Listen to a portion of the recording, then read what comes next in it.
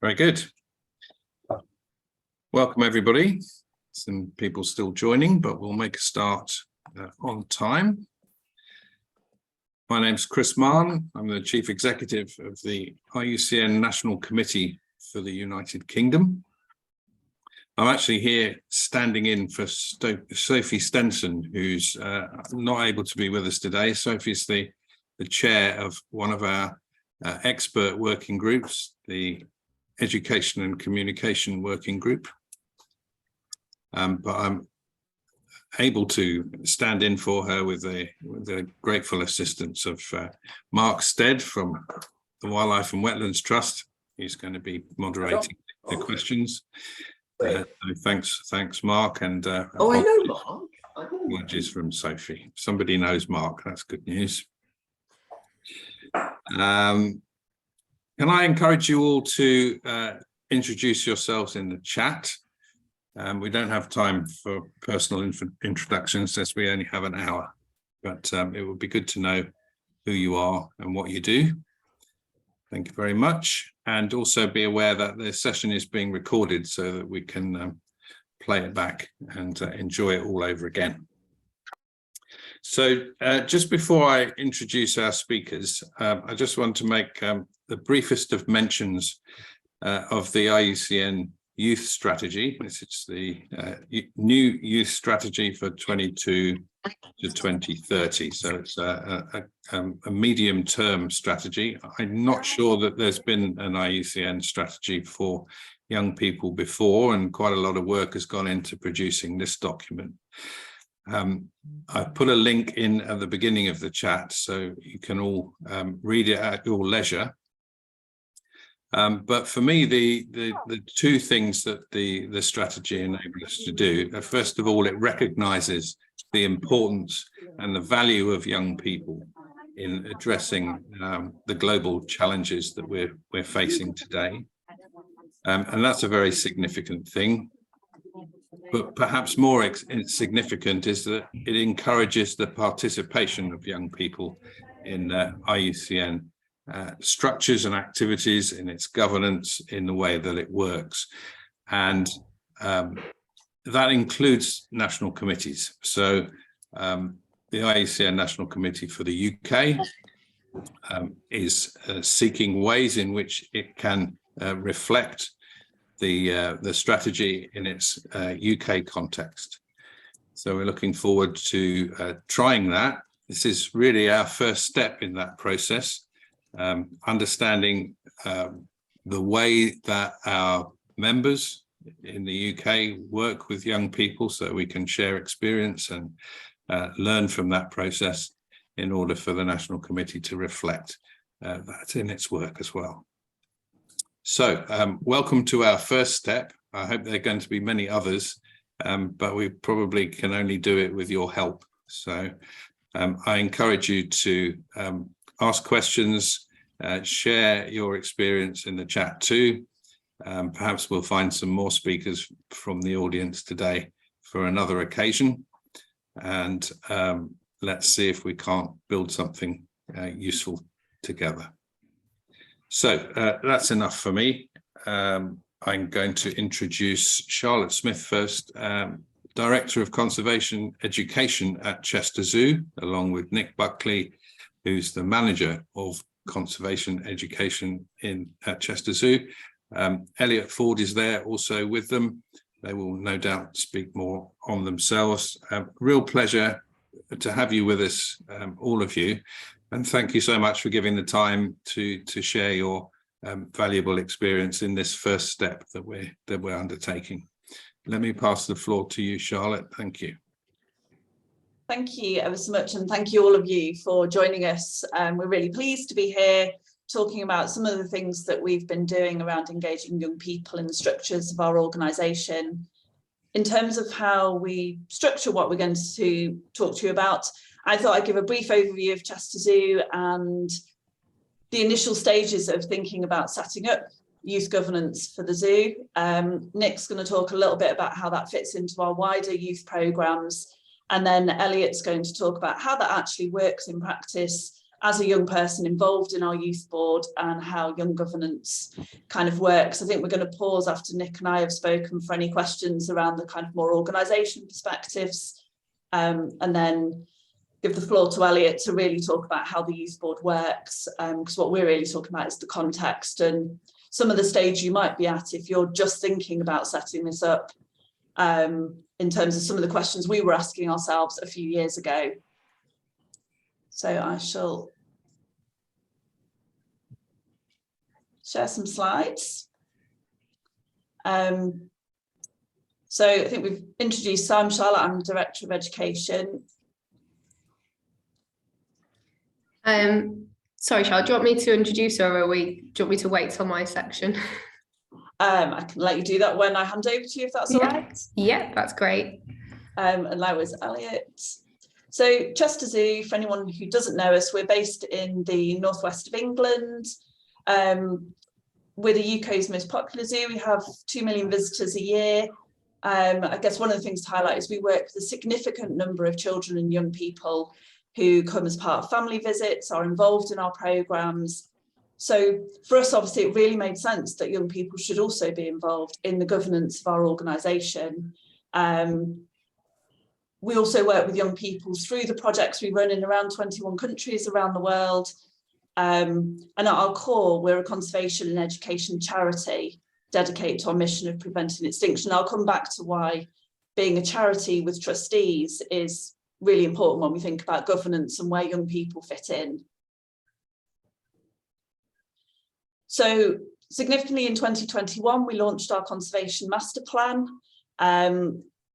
We have 6 targets that we need to reach around populations, landscapes, people and policy. Our youth board have overview of all of these targets, as they do across all the organisation, as our trustees do. But things to note, I suppose, are we're particularly concerned with how we empower 10 million people, and a significant proportion of those will be young people. So involving them on the journey to how we do that is really important.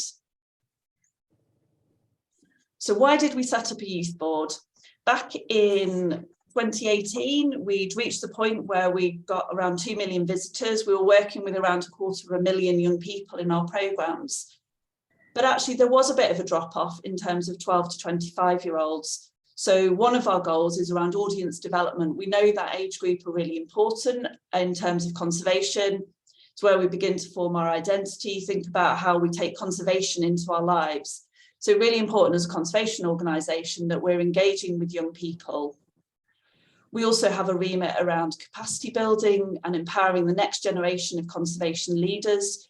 So bringing young people into the leadership of our organisation makes sense in that field as well.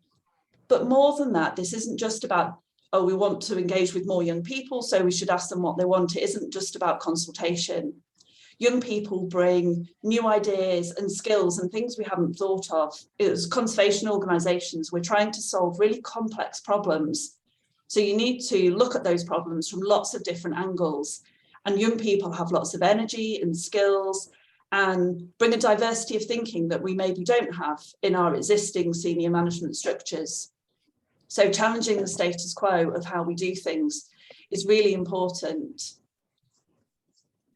One of the things we use to inform our thinking, some of you may have seen this before, it's quite widely used in the UN, the Hart's ladder of participation, thinking about the different roles that young people can have in decision making and how you move from programmes and opportunities that are very adult-led, in which young people do as they're directed, all the way through to young people having shared decision making with adults.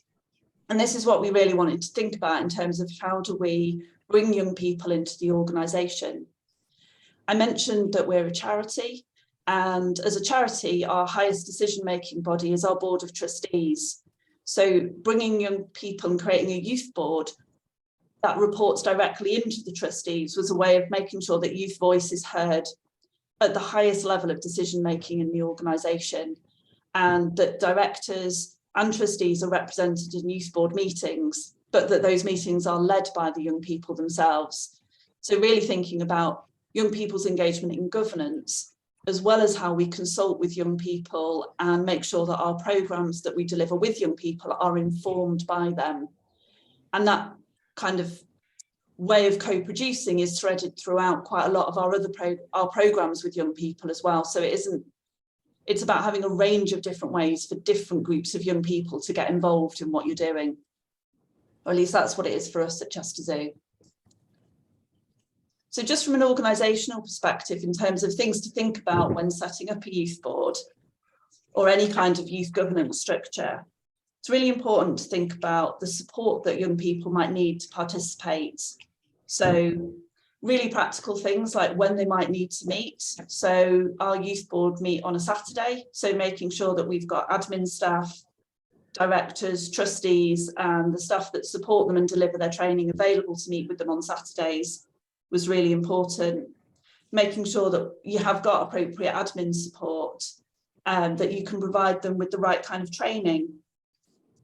Thinking about how to recruit young people, particularly if you're an organisation that doesn't have lots of contact with young people already. Where are you going to find them? We really wanted to reach beyond our existing audiences and to have young people on our youth board who aren't career conservationists. They don't necessarily want to come and work at the zoo, but they have an opinion about conservation and about the zoo and how we operate. So we did things like paid YouTube ads that could target young people in our local area who might be interested in some of the development opportunities of being part of a youth board. And now our recruitment processes are led by our youth board, but with support, going back to that support structures from our HR specialists, so that they've had training in things like unconscious bias, in recruitment practices, and things that they might not have experienced in their career so far. We wanted to make sure the right training and mentoring is in place. So all of our youth board members have a mentor from our senior management team. So they've got somebody that they can go to help develop those individual skills that they might need. But we also run group training sessions. We help facilitate prioritisation workshops, taking them through sort of the theory of change of what they want to achieve in the organisation, as well as technical support, really acknowledging as well that depending on how you've structured your youth board, they're volunteers doing this in addition to a day job and other studies and other commitments that they have, and that those change over time. So making sure we've got structures in place to support them to deliver the events and activities that they want to do. And I think the main thing from an organisational perspective is really being open to youth-led evolution, that we didn't set up a youth board for them to tell us things we already knew. We've set up a youth board to challenge us, and actually there is a degree of needing to be open to whatever that might be, and it might not look exactly how you envisaged it when you first set up a youth board, but it's really important that you're open to that and that change over time. And at that point, I'm going to hand over to Nick just to talk briefly about how this fits into our wider youth programmes. Brilliant. Thanks, Charlotte. Hi, I'm Nick. Good afternoon to everybody. I'm Head of Conservation Education and Engagement here at Chester Zoo.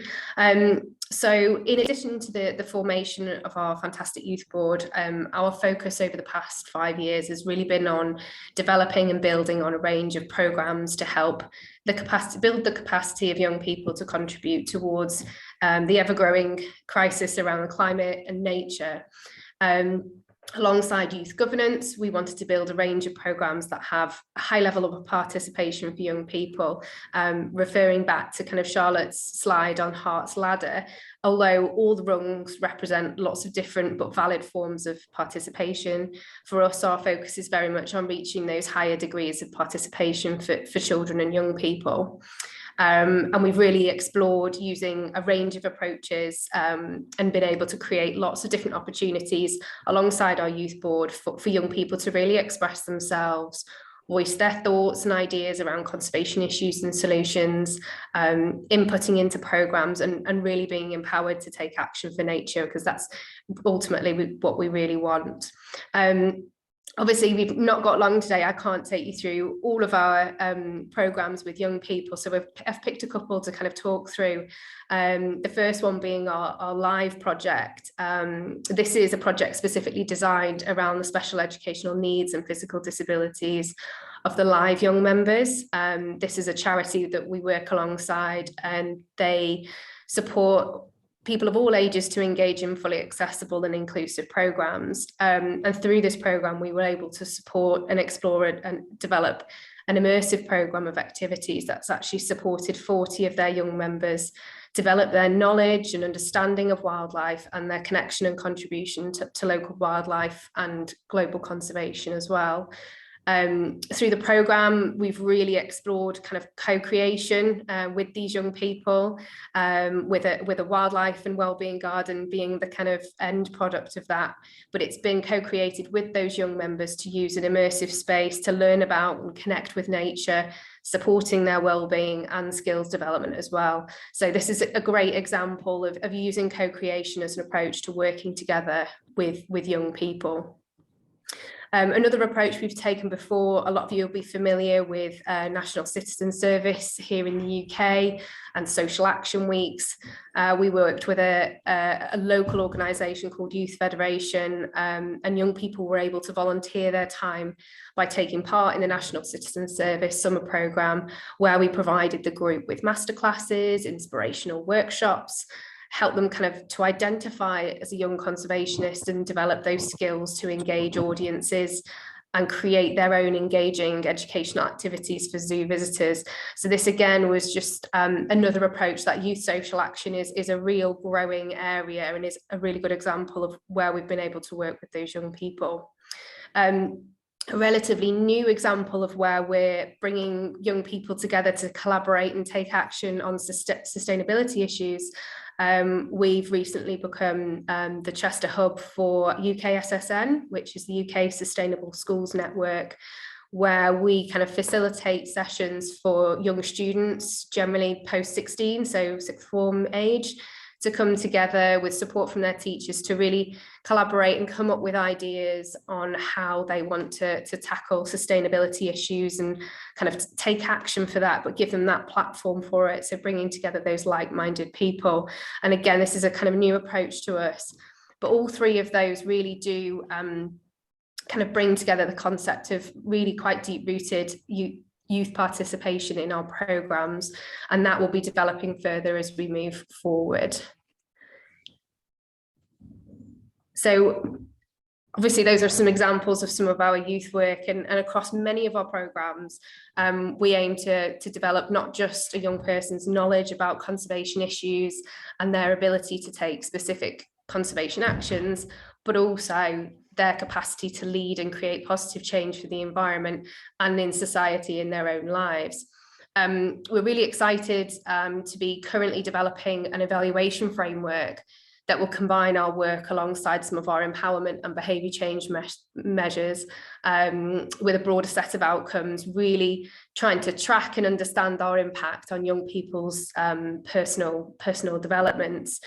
So we're kind of halfway through this process at the moment, but we are working with the Centre for Youth Impact to help kind of take us and guide us through this work, because we really can see, and I'm sure there's lots of you on this call who work very closely with young people, and you will know anecdotally the impacts you're having on the young people that you work with, but actually to be able to measure that and have those tangible outputs to say, actually, look, this is what we're achieving. So this is just to kind of give you an overview of the steps we're taking towards creating that framework and evaluation tools with the Centre of Youth Impact. We're looking at obviously identifying those outcomes for young people that can be achieved or enhanced through our programme. So lots of work with the staff across Chester Zoo that work with young people to build and work on that. The step 2 is very much about developing a theory of change, which for those of you who've ever gone through that process, there's lots of going to the board and ripping it apart and changing the wording and looking at that, but it's been really useful to look at how those relationships between outcomes, mechanisms of change and what we want to achieve. The next step, which we'll be going towards soon, is looking at different approaches to evaluation. So looking at validated measures and tools within kind of youth social work that have been used across the sector, so we can use those for our own work with young people. And finally, obviously, the whole point of measuring and reviewing is so that we can look at how we approach it in the future And there is a bit of a gap at the moment in terms of that youth work and the impacts that we can have in the conservation sector. And that is our first part done.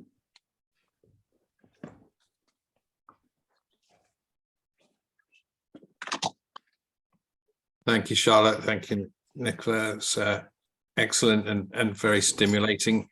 I think the thing that struck me straight away was the, I mean, this is good practice. You've gone through all of the processes required and thought things through very carefully, and some of them hadn't really occurred to me. And I suppose from an organisation like a national committee or perhaps another smaller institution, that there's an awful lot you have to do. It's not a question of just plugging in some young people and getting some views. It seems to me that capacity building is required, and that would be my first take from what you've said so far.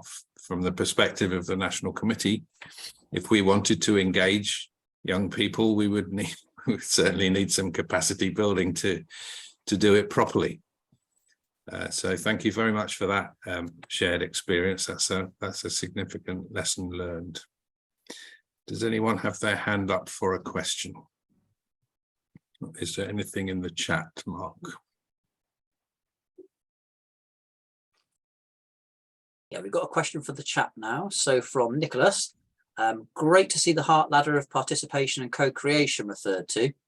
How do you measure youth impact? And is this impact of or on youth or both? Well, I don't mind taking this one first, and I'm sure Charlotte can add into this. And this is what we're working on, that second slide that I took you through, is we currently anecdotally know that there are some developmental, social, lots of different skills that are being developed, from kind of teamwork, leadership, all sorts of different skills that are being developed.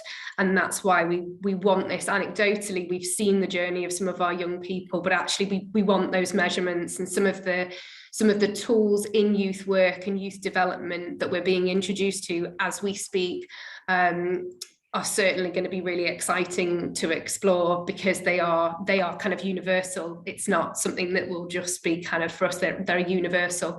And we're also obviously looking for tools that not only can show us the impact for us to be able to kind of reflect back on our practice, but also for those young people, we've had quite strong direction from the youth board around it needs to have a tangible outcome put to it. We need something that we can have on our CV, or something that we can kind of relate to and say we've done this, whether it's a qualification. So we're exploring what those outputs would be. So we're very keen to make sure that this outcomes framework and this evaluation framework is something that young people can actually use themselves and take away and reflect on, and take to an interview, or take with them into their kind of future career as they develop. Yeah, and if I can add just a little to that, because I think the question was around the impact on young people and the impact of young people. I think there's also sometimes a challenge, particularly when, for anybody who's involved in governance and decision making, that there are often so many people involved that it can be really hard to actually tangibly unpick exactly what influenced a decision to be made in the end. So some of our youth boards' impacts, and you'll see some of them in Elliott's presentation, so I'm trying not to steal his thunder, are really tangible things that they've done that have really made a massive difference in the organisation. But they also have had quite a lot of subtle influences, and you hear a lot more in the organisation as just talking about, do they, you know, when we've talked about developing our brand and the youth board are involved in those conversations, some of those things are quite difficult to quantify, but are actually really important in terms of how, as an organisation, we're becoming very informed by what our youth board think, and they're bringing different thinking to the way that we operate every day. And I'll be honest, I think that we still haven't quite mastered exactly how we quantify it, but it is just as important as putting on a big event and some of the other things they do that are really tangible and visible. We've got a question as well from Holly. Did you find that you had all the expertise in-house for the necessary training you wanted to provide the youth board, or are there any external youth organisations you would recommend that can help with that? I think it's been a bit of a mixture. So the youth board is supported by a wide range of people across the organisation. It was one of the things that we were really keen on, is that they are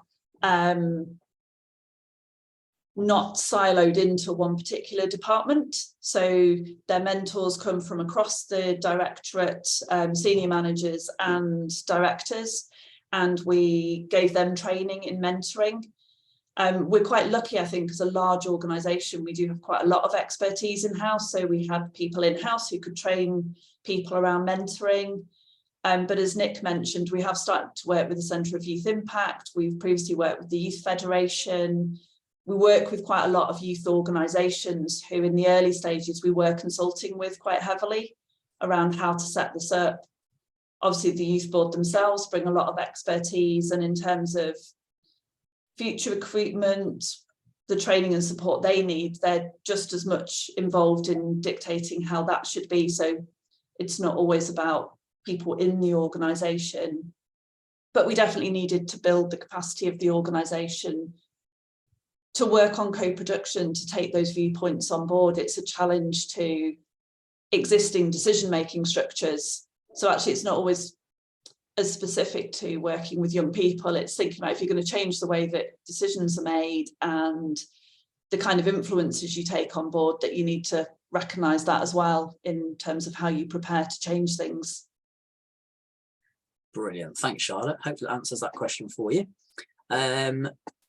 We've got a question from Alex, but it's a logistical question about how often they meet, etc. Will that be covered by Elliott's presentation? Great. I'll come back to that if we need to then.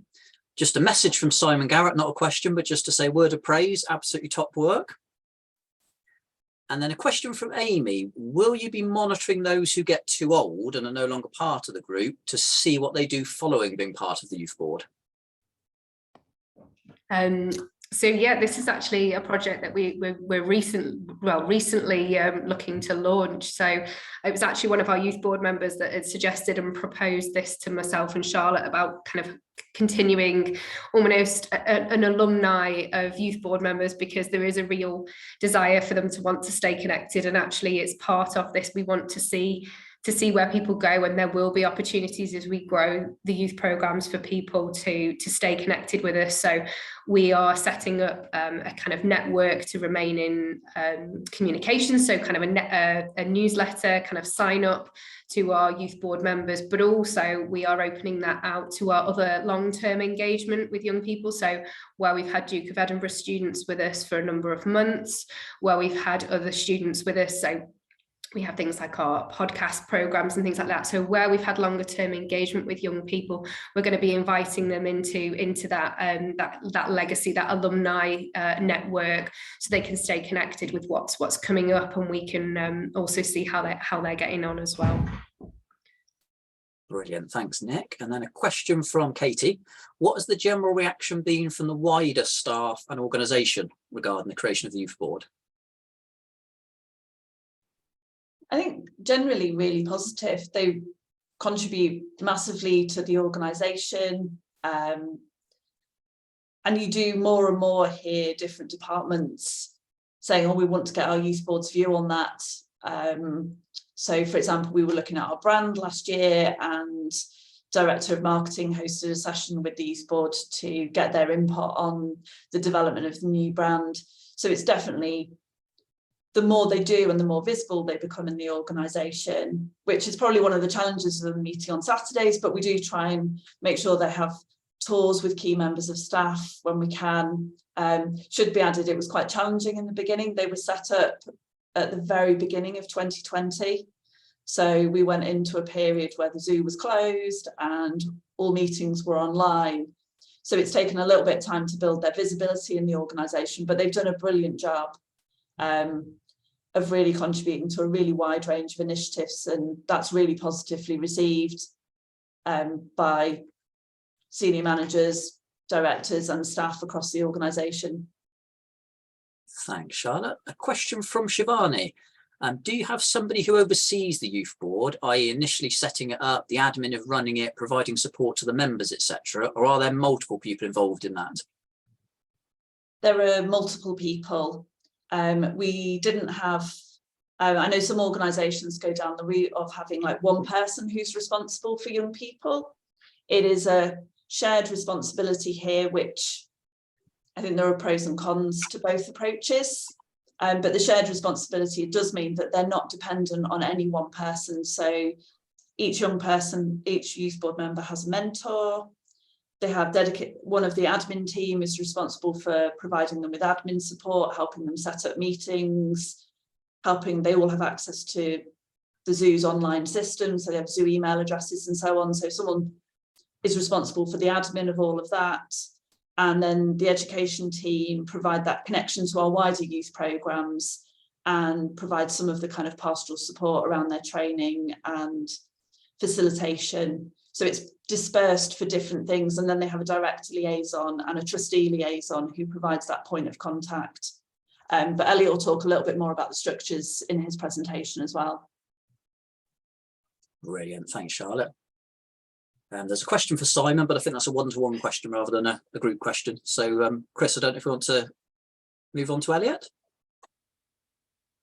Yes, I think that's perfect timing. Thank you. Charlotte, do you want to introduce Elliott, or is it straight in? I've shared the slides for him, but I'm sure that Elliott can introduce himself and tell us about his role. Yes, hi, I'm Elliott. I'm a member of the Chester Zoo Youth Board and I work with the External Reach working group. As Nick and Charlotte mentioned, a lot of work went into setting the youth board up, and it was launched in 2020 with 14 young people aged 18 to 26. We're from a variety of backgrounds, including tattoo artists, students, vets, teachers, and lots of other great careers, both in and out of conservation and zoo work. We meet 6 times a year as a youth board, and we also meet as needed in our working groups to work on smaller projects and work with zoo teams on projects they want our input on. We elect our own chair and vice chairs and run our own recruitment process with support from the Chester Zoo team, which is all then ratified by the Chester Zoo trustees. Yeah, when we were doing this, Charlotte said I needed to channel my inner Chris Whitty and cue your next slide. So thank you for that, Charlotte. What is our role? Our role is essentially to represent youth voices and improve the zoo's offering, especially for young people. I've got my own mentor. We've all got our own mentors, which work sort of independently to the youth board, in that we have them as a personal mentor that can guide us with issues we're having or provide advice. And then as a youth board, we sit directly underneath the board of trustees as an advisory group. And we have a member of the trustee board attend all the youth board meetings, and a member of the youth board attends all the trustee meetings, meaning we get our voice heard at the highest level of decision making, and is a great way to stay informed of what the zoo's doing and where our voice is needed, and where we believe our voice could be helpful. We also are invited to attend a number of committee meetings that the zoo has with a youth board representative, which is a great way to stay up to date on specifically what projects the zoo's doing and how we can input into that, and how our voice can be best heard in that. Next slide, please, Charlotte. So why do it for young people? What is the benefit for the young people? I think this is one where unanimously the youth board has seen a lot of benefits and has had a great time being part of it.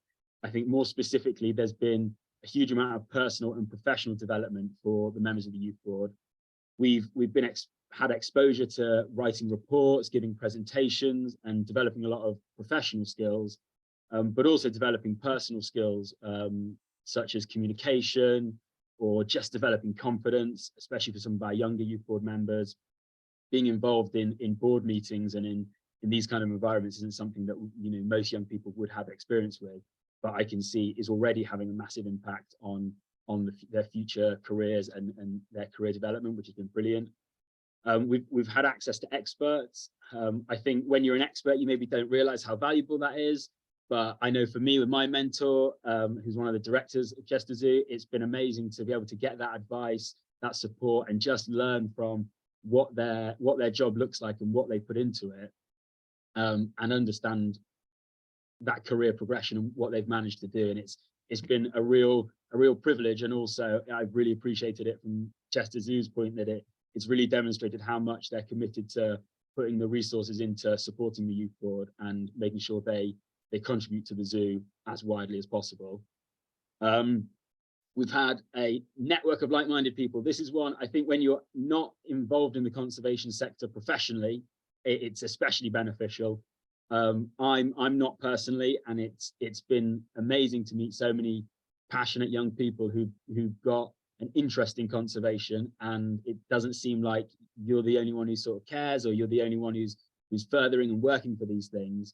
There's all these amazing people who not only become great friends, but is great to network with and just be inspired by generally. So that's been a massive benefit for me, and I think a lot of the other youth board members as well. We've had experience of organisations in the conservation sector. I think a lot of young people maybe get the experience of a big organisation later in their career. I think it's been really beneficial to get that experience and understand the decision-making process, everything that goes into running a big organisation and taking something from an idea to making it happen. And I think that's something that, again, is going to really help all the youth board members as they progress their careers, and it's something to put on their CV and is really helpful. And then, of course, we've had a chance to represent young people and have the youth voice heard, which has been a brilliant experience and has also been really inspiring. I think a lot of young people have the feeling of they've got great ideas, or they've got a different way to do something or a different way to view something, but no one really wants to hear about it. Or if they do, it's in sort of a tokenistic way. I think the way Chester Zoo's gone about setting up the youth board, we all feel like our voice is valued and is not only we're allowed to give our voice, we're encouraged to, which has been brilliant. And it's been brilliant to share our voice and operate in a way that's meant we've made a change for other people within the zoo and within the work the zoo does, which has been incredibly rewarding. Next slide, please. So what have we done? I like to think we've done a huge amount since we started. This is some of the things we've done. The first being our accessibility walkthroughs on site. So our ED&I team went round the zoo site looking at it from the perspective of accessibility and also the needs of people with specific accessibility needs, and then presented a report back to the trustees and involved the zoo team in how we could adapt some of these highlighted issues and make the zoo more accessible. I think not only was it really nice to be able to do that in its own right and see an actual change happen because of the work the youth board had done, but also the Chester Zoo team brought in an accessibility checklist that's referred to for projects and ongoing developments, which is brilliant to see that legacy and that kind of ripple effect with the work we're doing having a wider impact on the zoo around us, which is really nice. We've consulted on the Department for Education and Climate Change Strategy, Sustainability and Climate Change Strategy, sorry. So one of our youth board members went to consult on this. I think they were one of 24 young people from around the UK that were asked to consult on it. And it was a great opportunity to get our youth board work and our message out there on a national level. I think that was the sort of really rewarding part of that, is we had the stuff we'd been discussing and working on represented nationally and hopefully having a national impact on young people. So that was a major win for the youth board and for the zoo, which I think only came about from having a youth board and appreciating the youth voice. So that was a big win. We've advocated for youth voices being included in decision making, both internally and externally. Externally, we've done quite a lot of work with organisations that have been interested in involving the youth voice in decision making and how best to include that in their structure. And we've also been lucky enough to be invited to do presentations on youth governance at the 2022 Biarza conference in Dublin and the Botanical Gardens Education Network conference recently, which have been two really brilliant opportunities for the Youth Board.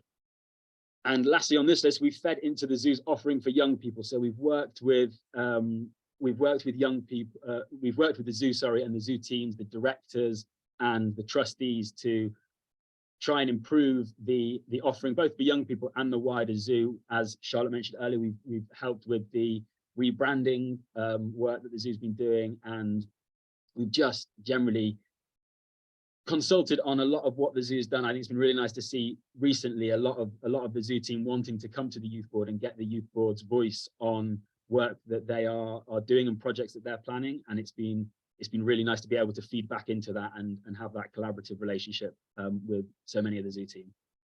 Next slide, please.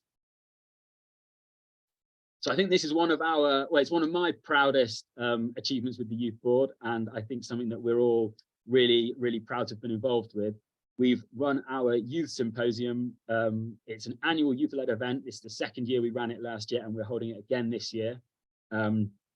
It's essentially an event, a two-day event that brings young people together to discuss conservation and the work they're doing in conservation, the interests they've got in conservation and the opportunities in conservation. We put on presentations, workshops, panels, Q&As, networking events, and it's all with youth speakers and young people in conservation. So it's really nice to have that that networking and that youth focus to the conservation, which has been brilliant. It's a co-development with the Youth Board and the Chester Zoo staff teams, which has worked really well. The Youth Board's kind of led the direction of it, the themes, inviting some of the guest speakers and hosting it on the day. And the zoo staff teams have been amazing in sorting out all the logistics and planning and catering and the facilities and all those things you need to run a great event that maybe we don't have the experience to manage as a youth board. But the zoo's been very, very open to the young people leading it and the youth board leading it. And I think that's been really well received in the attendees who've come to a youth-led event for young people. And we've had some really great feedback. And as I say, we're running it again this year, and you can find out all the details on the Chester Zoo website. Next slide, please. So after receiving a lot of really positive feedback about the work we've been doing and having been contacted by a number of organisations to contribute to similar youth governance structures that they were hoping to put in place, we decided to create the Youth Governance Toolkit. It's essentially advice on implementing a youth governance structure, including establishing a framework and purpose, understanding where the youth voice is most required in your organisation or would most benefit from having that youth voice in your organisation, and how to set up a structure to effectively get that voice there.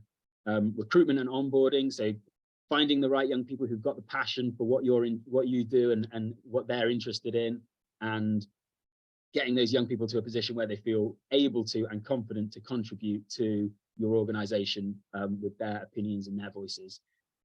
The basics of managing and running a youth board and the kind of day-to-day stuff, which I'm sure there's a lot that goes into it. Charlotte will know about that, and Nick, but yeah, all the kind of management, which is a massive part of it, that as a youth board we really appreciate, and means we can run effectively and get the work done that we want to do. And also measuring impact. I think it's a great way to understand where your priorities are and are they being used, is your effort being used effectively, but also a great way just to check in with what you've done, how you've done. And it's just been quite inspiring to look back and see, we've done all these things, let's carry on and do a load more.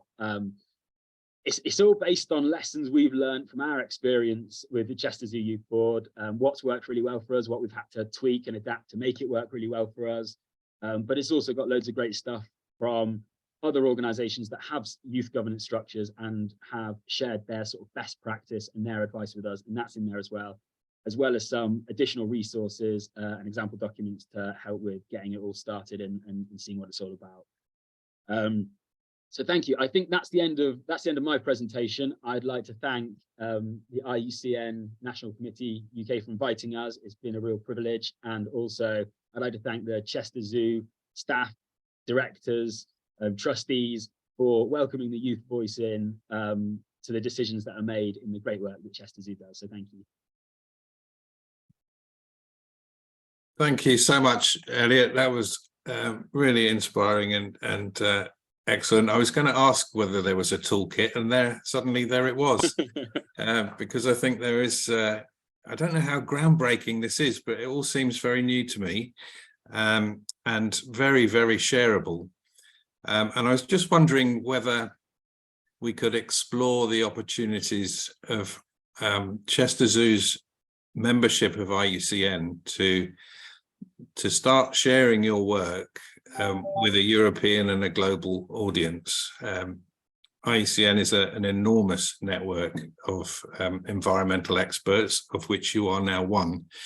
And I know many, many people who would be really, really interested in this in other countries, and indeed in this country, where we're all kind of struggling on how best to go about youth engagement. So maybe we can have a conversation outside the meeting, but for this audience, do you think there's an opportunity to go beyond Dublin? Absolutely. To the wider world? Absolutely, definitely. I think it's something that, you know, isn't even conservation specific. Any organization, I think, benefits from having the youth voice involved and having them have their opinions and engaging with them genuinely, not in a sort of tokenistic way, but engaging and wanting to hear the voice, even if it's not what the organization's thinking.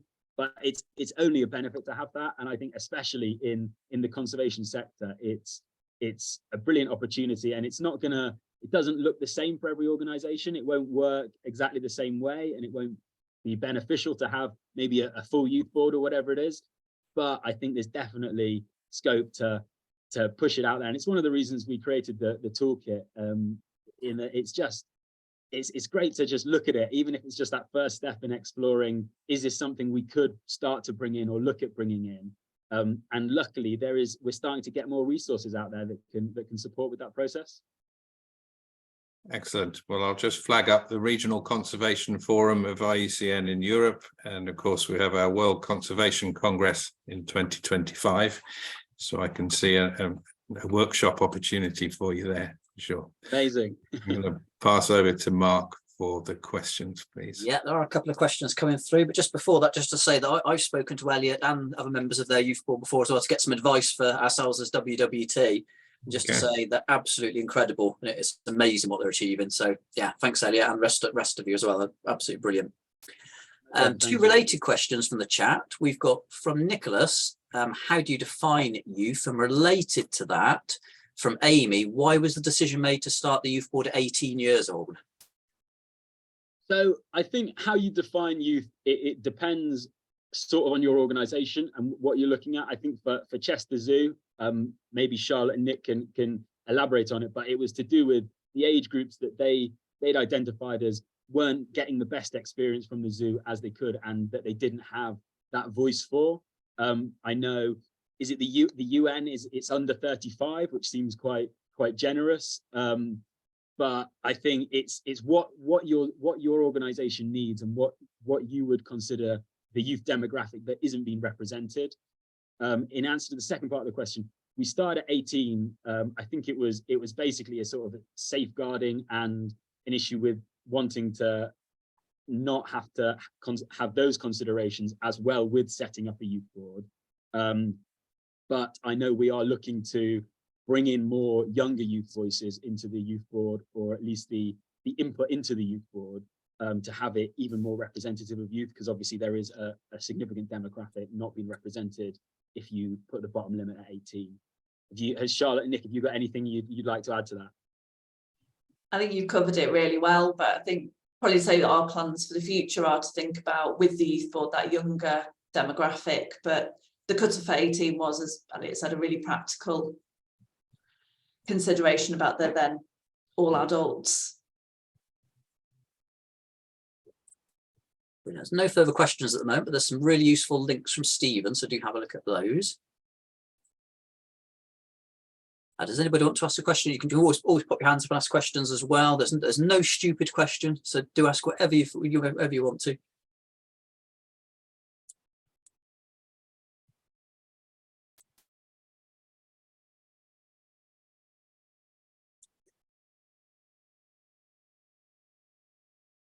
Oh, Nicholas, your question. How do you address children? Do you mean by that, do you call them children, Nicholas? Do you want to clarify the question there?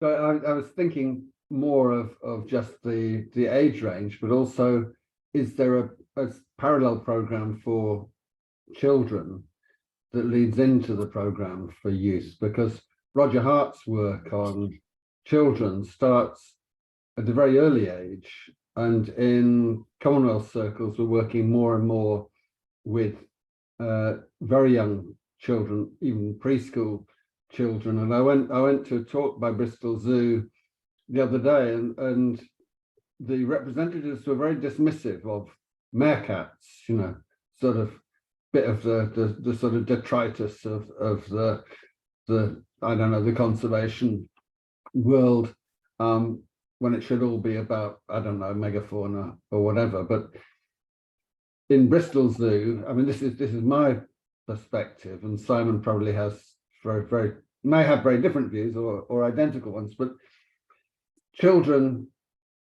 younger children may be fascinated by different things, by different objects, by the insects or the butterflies or whatever, but you'll know much more about that than I will. I was just wondering how you approach the question of children, because obviously if you've got an age range for youth, there's children at one end and people like me sort of somewhere beyond the other end of it.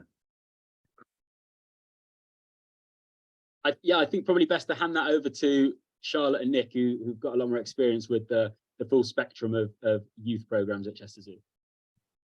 Yeah, so in terms of formal governance, at the moment we only have our youth board in terms of 18 to 25-year-olds who are very formally contributing to governance and those kind of decisions. We do, I think, as Nick pointed out, across our sort of broader programs, which includes children, do try and work wherever possible where we're co-producing with children, so we are getting their input. But it's something that we have, I think, talked to the youth board about more broadly, is about how we begin to connect this up so that the youth board are able to represent a wider range of views from young people who fall outside of the age group that they represent, but also that we're able to do that in other ways through our programmes. And I think, like all practices, and I guess it's what I was saying about sort of evolution, it's never fixed. So some of the structures are now built into the governance of the organisation, but we're not done yet. We do recognise we need to do more to get the views of younger children on board, to connect our programmes more broadly so that young people are able to feed into our youth board. And those are things that we are developing as we go forwards, as well as, I noticed somebody talked about some of the other youth governance structures that exist in the conservation world that we're part of. And I don't want to speak on behalf of the external reach group, Elliott might have more to say, but that's also part of our work at Chester Zoo, is sort of how does this work link into those broader structures as well? Brilliant, thanks, Charlotte. Thank you. A really good question from Holly. What would be your recommendations on attracting people onto the youth board that aren't just those already super keen on conservation? She says, you've mentioned that some of your members are from other areas of life, and she's conscious that we want all backgrounds and voices to be heard. Do you want me to take? Oh, sorry, yeah. Go on, Elliott. No, I think just my initial comment on it would be, I think it's about the balance between, you want everybody to be passionate about what you're trying to achieve, what you're passionate about. And you've got that kind of unifying factor, but without making it specific and seeming like you've got to be conservation, you've got to be this, you've got to be that. I think we're quite lucky at Chester Zoo that a lot of people from a lot of backgrounds have a passion for Chester Zoo. And I think it's just about identifying what is that sort of broad, overarching passion and your organization's why and who shares that, and then how do you reach them? Nick, you guys know a lot more about actually the logistics of reaching them. So yeah, I mean, I was going to just give you an example of the first time when we recruited for the youth board, we actually had quite strong feedback from the youth board about our approach to that, because it was all video submissions and things like that, which we thought would be the best way for young people to engage and send their applications in, whereas actually we got the feedback that it was really not what they wanted at all. So we made those changes. But I think on Elliott's point, it's about making it really clear that it's all you need to do is have that kind of connection that you kind of want to make a difference. It's very clear on all of the recruitment that there is no, there's the requirement is that ability to learn, want to make a difference, and connect with like-minded people. There's not kind of criteria on qualifications or kind of skills, like high-level skills needed. There's a huge support network and a huge bit of capacity building and training that takes place, and so it's made as kind of clear as possible. We also run we have previously run drop-in days and things, so people can come and talk, and we are open to that. And the youth board have kind of got their own area on the website as well, so we try and make that as clear as possible that we're not expecting people to have a conservation degree or something like that.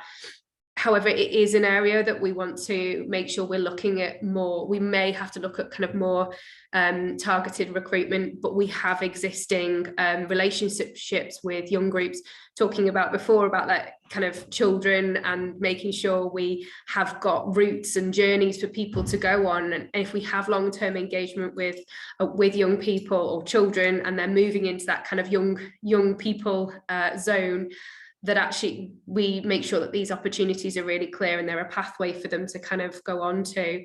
But yeah, we are exploring how we make sure in our future recruitment we may kind of tap into some of our existing communities and links to make sure we are getting really good representation, because it really does matter that you have that representation. Brilliant, thanks Nick. I think we've got time for one last question, so I think it will have to be the last one though. So from Marley, about the process of integrating young people within the trustee group, says, I imagine this is a transformative practice that had or has gone through some challenges. Do you have any recommendations for other organisations interested in proposing this idea to their own leadership? So what about how it was taken by the trustee group? Do you want to, Nick or Joe, do you want to answer this one in terms of how it's sort of adopted by the trustee group? Yeah, go on then. I think as none of us are in that trustee group, we're probably equally well qualified. I think some of it was transformative. I think, if being very honest, I think initially there was some expectation that the youth board would be more focused on our programmes for young people, whereas actually what they're focused on quite often is what's important to young people, and that can be any part of what we do as an organisation. So their first set of recommendations, which were very well received by the trustees, were around equality, diversity and inclusion, and a much wider set of practices than just those that relate to our programmes to young people. So there was some transformation and a bit of a sort of aha moment in those first recommendations, not just about the quality of the recommendations, but also the need to be open to recommendations on any aspect of what we do. And I think that's probably the transformative bit about saying, actually, we need to be open to what's important to young people, and that can be anything. That's exactly what we need, isn't it? Lots of aha moments. Look forward to more of those. We're going to have to close it down very shortly, with apologies to Hazel for not answering your question on outreach in Africa. It's really important stuff, but I suppose it links to future conversations about international perspectives and engagement. So perhaps we can follow up with it at a later date. What we will do is circulate the recording of the occasion and people's presentations, and also, with their permission, their email addresses, so you can follow up with Charlotte, Nick and Elliott at a later date if we need to. So with that, I know others have other meetings to get to at 2 o'clock, so thank you all so very much for attending this event. I think it's been extremely valuable, and a great first step for the National Committee in its trepidatious process of youth engagement. It's very, very instructive indeed, and I look forward to volume 2 when Sophie comes back, and I hope to see you all then. Thanks very much indeed, everyone. All the very best. Thank you.